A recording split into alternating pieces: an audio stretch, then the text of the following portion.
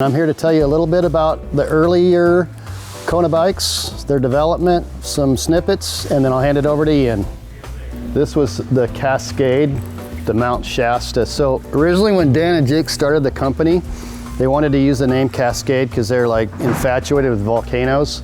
But it turns out there was someone else in California that already had licensed the name or was at least doing bikes. So they had to change, they rolled things around and they decided to go with the Kona name.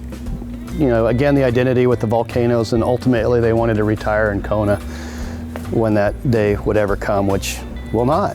I don't even know if threadless was around quite at that time yet, but that was kind of our answer to keeping headsets from loosening up. So obviously it's got an Allen fastener in there that clamps around the stem and keeps the headset from coming loose on its own. Yeah, that Kuza definitely a Velographics prototype. That's proof that sometimes product managers shouldn't be allowed to do graphics.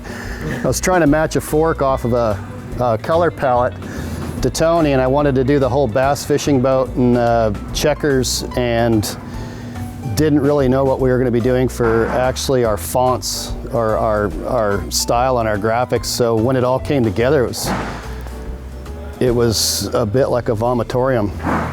I saw a picture of this fork. I was given a color pick. Hey, we're gonna do this color. And I said, I needed that color because I'll have a frame built for that fork. The fork arrived, the frame arrived, didn't match. This is the original out of bounds hardtail. This is the original prototype right there. First one ever built. Yeah, well, we were doing these at the same time because most people were still shaving their legs and wearing raisin crunchers and stuff like that. Even going to school, before I was working at Kona, I was always kind of doing more aggressive stuff on my Kona explosive and other bikes, and so I had this idea that bikes should be more bikes can be designed to be more purpose specific and in terms of geometry and tubing and whatever kind of performance. And one of the things that was happening was like braking cross country, or at the time a standard mountain bike frame, having them fail, having them not feel stable enough or do what I want them to do. And even more so seeing what people like Dangerous Dan were doing up on the shore, and some of the real, I think even Wade, Wade Simmons was starting to, get into bikes and be seen and known and doing really aggressive stuff up there. So I saw the need to start doing bike designs. The Chute was the first like aggressive hardtail, and I said this bike is for stock trials. Because you saw Hans Ray using an off-the-shelf GT, whatever it was, iguana or whatever, that's a giant iguana. But you just saw guys doing stock trials and stock bikes, like, hey, you could be using a lot better bike for that. So I said this is like an urban assault, stock trials, dual slalom, obviously. All those guys on the old Barracudas doing the dual slalom and kicking butt, but could do a lot better on a purpose-built frame. So this was the original one. And then when we did a production bike, it was called the Chute.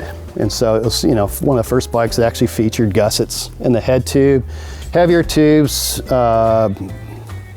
different geometry, obviously slacker geometry, and just kind of head in that direction. So that was like one of the first bikes. No, I was pretty shallow. I still am a pretty shallow person, so I really wasn't thinking so much about, the movement of the people or whatever. I was just thinking, yeah, man, I got a bike I can ride and I like it. And I'm sure my buddies are gonna like it, and our customers are gonna like it. And I had a lot of, coming from sales, I had a lot of dealers that were close friends and they were gonna like it. And their select customers who were riding that stuff were gonna like it. But I didn't really think about the big picture and the industry as a whole. Yeah. No, I was a lot more self-serving. Still am. And actually talking to like Chaz and some of the guys up at the shore and Wade, and just, what are some things we would want to see in a downhill bike that frames are lacking now. So it was all really quick. It was like a matter of a couple months. Boom, take it to factory. Here's the ideas, here's the drawings, here's the tubes, here's what I want to do. And the Stab was born. This was obviously, as you guys know, this was a really like a growing time in the bike industry and these kind of segments. So everything was about bigger, more and more travel, bigger tires, bigger this, bigger that. Marzocchi says, hey, look at this fork. Oh my God, there's Isaacs and more travel. Okay, we got to make a frame to work with that.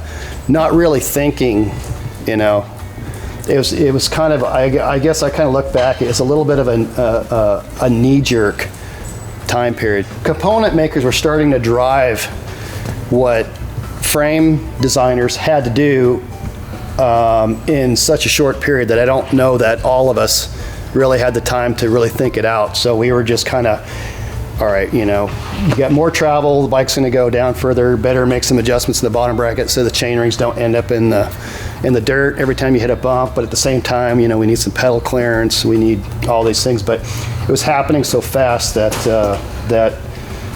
that designs were interesting. Yeah, I don't think they were as thought out as they could have been at the time. The down tube is done out of necessity. So for, I don't even know how much travel this is, 7 inches of travel for a 7-inch travel bike, and the design parameters of the fork, if you don't put that bend in there, the tire hit the down tube. So when we did this, when Doug and I were discussing this, and geometry was like, well, we're gonna have to make some clearance because the tire's gonna hit the down tube. And I was like, well, let's just bend it. There was other, you know, bike designs using bent down tubes or bent tubes for whatever reason. It's like, well, we can bend it or put an S in it and it'll give the shape so we have the clearance for the shock and the clearance for the tire. It had nothing to do with aesthetics. It was like, shit, we got to do this. I didn't really want to do it, but we got to do this to make it all work. And people loved it. Like, they wanted us to take all the bikes and put S curved down tubes in there. It's one of those things where you just kind of put your head on your desk. No. But at the time, people loved it. I still hate it. Barel was amazing. He was the first athlete that I ever worked with that actually understood. Because most downhill guys are like, oh, well, so-and-so's he's got this geometry and he's going way faster. I need this. It's like, dude, you're not even really thinking. But Barel was the first guy, and his mechanic, I think his name was Paul.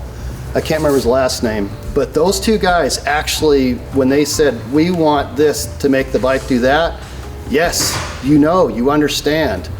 Okay, you guys are going that fast now. You guys are encountering this stuff, and what you want to do will improve that with these sacrifices, and you understand that. So Barel was amazing to work with. He was really good, and at that point, it's like, I don't trust myself anymore.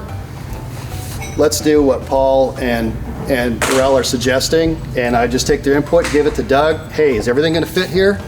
Check the drawing. Are we going to have any clearance issues? Whatever, go. Those geometry numbers and stuff that he wanted was what we did. Paul's mechanic was actually fabricating stuff to make changes and back and forth, and then telling us what he was doing, and we, you know, if it was something that worked, then we would bring that into the production for the next year model.